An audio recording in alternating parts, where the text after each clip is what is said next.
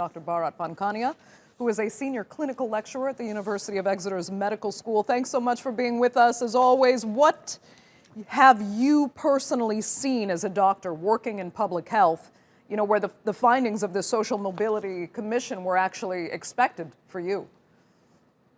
Well, it is so clear that when the pandemic started, it was a division of two.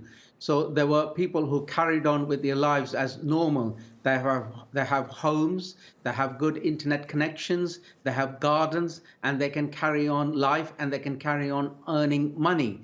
On the other hand, there are the already poor.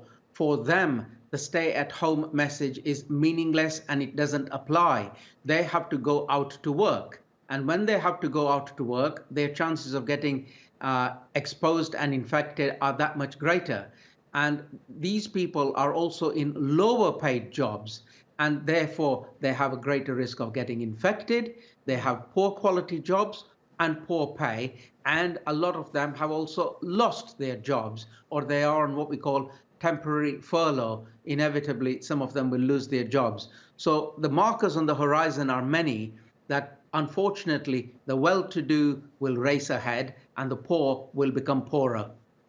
What could have and what should have been done actually to better help those socially disadvantaged people that you could see they weren't going to be able to cope with the pandemic the way wealthier people would have the advantage of doing? It takes a brave politician to address this obvious elephant in the room, so to speak, which is the poor people, the Black, Asian, ethnic minority groups, poor pay people are going to be disproportionately affected. And you either make it support them with money. They need money and they need support, and you make that available. Of course, the government has gone a long way towards supporting many of these people, but you also need to make it loud and clear that that support is not temporary. There is a lot of stress and depression because everybody who is in that poverty group fears that when the support goes, what is going to happen to them? And the noises from politicians should be, we won't let you down. Right. Well, is the UK catching up, or at least trying to catch up now? No, we're a long way away because the poverty doesn't only fall back upon the SARS-CoV-2 pandemic, but it is a creation of the austerity measures that we had further to the banking crisis.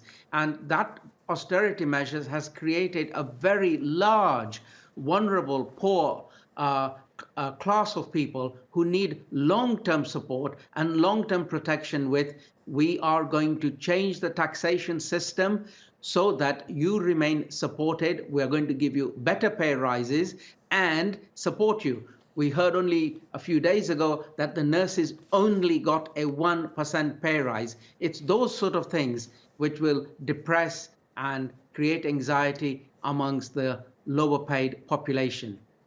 Bharat Pankhania, always great to have you. Thank you so much Thank you for taking the time.